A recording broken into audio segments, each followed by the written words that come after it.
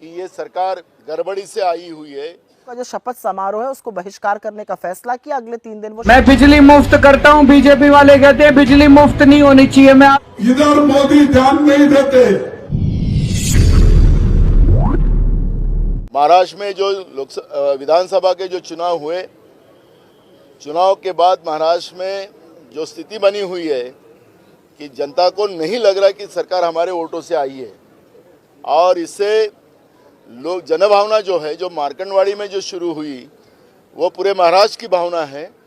और आज mock polling को भी अगर चुनाव आयोग विरोध करती है, सरकार विरोध करती है, तो उसके पीछे का कारण ही है कि ये सरकार गड़बड़ी से आई हुई है, लोगों के वोटों को चुरा के आई है। ये साबित करती है। सरकार ने भूमिका लेना चाहिए, सरकार ने ये भूमिका लेना चाहिए कि हाँ मॉक पोलिंग हो रही है ना, तो होने दो गांव में मॉक पोलिंग, समझने दो एक बार क्या हुआ। ये सरकार का काम था, लेकिन सरकार पुलिस के माध्यम से उनके बूथ कैप्चरिंग कर रही है, जब रेगुलर चुनाव में चुनाव से बूथ कैप्चरिंग किया जा रहा है।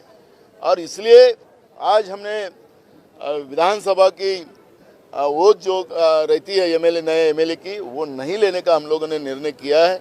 हम लोग उसके ऊपर आज उसका बहिष्कार किया है, और ये भूमिका हम जनता की भावनाओं को रख के कर रहे हैं। महाराष्ट्र में महाविकास आघाड़ी के विधायकों का जो शपथ समारोह है उसको बहिष्कार करने का फैसला किया। अगले 3 दिन वो शपथ नहीं लेंगे। मेरे मुताबिक ये 100% सही निर्णय है, क्योंकि जिस किसी को भी लगता है कि विपक्ष जनमत के साथ हुए खिलवाड़ वाले मुद्दे को उठाकर गलत कर रहा है, वो सिर्फ एक बात का जवाब दे दे। महाराष्ट्र के एक गांव मार्कंडवाड़ी में लोग चुनावी नतीजे से असंतुष्ट थे और वो बैलेट पेपर से फिर से मॉक पोलिंग करके संतुष्ट होना चाहते थे। उनको ये करने से क्यों रोका गया? उनके ऊपर जबरन पुलिस और प्रशासन ने क्यों दबाव बनाया? क्यों ये मॉक पोलिंग नहीं होने दी? हो जाने देते मॉक पोलिंग, दूध का दूध पानी का पानी हो जाता, वो लोग भी संतुष्ट हो जाते, पता चल जाता क्या हुआ था पोलिंग के दौरान। लेकिन ऐसा जब करने से रोका गया तो जरूर कुछ छुपाने की कोशिश हुई, और यही संशय का इलाज, इसी संशय का समाधान लोकतंत्र में जरूरी है। दोस्तों 2015 में हम चुनाव लड़े, दिल्ली के लोगों ने 70 में से 67 सीट दी, 67। उसके बाद 2020 का चुनाव आया, 2020 में दिल्ली वालों ने 70 में से 62 सीट दी आम आदमी पार्टी को। तो पिछले 10 साल से दिल्ली में आम आदमी पार्टी की सरकार है। पूरी दिल्ली में खूब काम हो रहे हैं, गली गली में मोहल्ला क्लिनिक बन रहे हैं। यहाँ नहीं बन रहे ना? कोई मोहल्ला क्लिनिक आपके गांव में बना? पूरी दिल्ली में कोने कोने में हर पोल पे सीसीटीवी कैमरे लग गए, यहाँ नहीं लग रहे। पूरी दिल्ली में इतने बुजुर्ग तीर्थ यात्रा पे हुआ है, यहाँ पे कोई गया बुजुर्ग तीर्थ यात्रा? कोई नहीं। सरकार आम आदमी पार्टी की, एमएलए बीजेपी का, तो काम कैसे होंगे? मैं बिजली मुफ्त करता हूँ, बीजेपी वाले कहते हैं बिजली मुफ्त नहीं होनी चाहिए। मैं आपसे पूछना चाहता हूँ, होनी चाहिए नहीं होनी चाहिए? इनको वोट दे दिया तो बिजली इतनी महंगी कर देंगे, बिजली के बिल नहीं भरे जाएंगे। ये महिलाओं को फ्री बस का सफर है, या बीजेपी वाले कहते हैं ये नहीं होना चाहिए? नहीं होना चाहिए।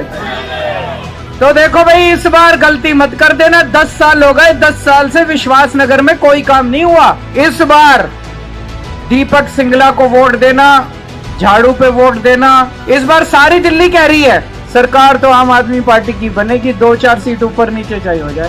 ये देश में इतना गरीबी बढ़ रही है, बेरोजगारी बढ़ रही है, और महंगाई तो इतना बढ़ रहा है पूछो मत। इधर मोदी ध्यान नहीं देते, इधर लोगों के समस्याओं को हल करने की कोई कोशिश नहीं करते।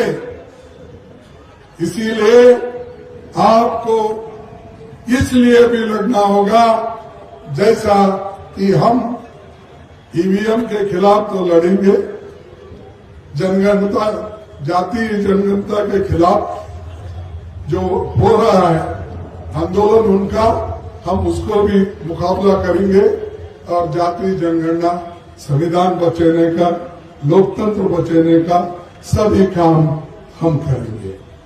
और 50% जो एक सीमा है रिजर्वेशन का, उसको खत्म करके हम ज्यादा उसको परसेंटेज में लाएंगे, तभी हमारे ओबीसी को हक मिलता है।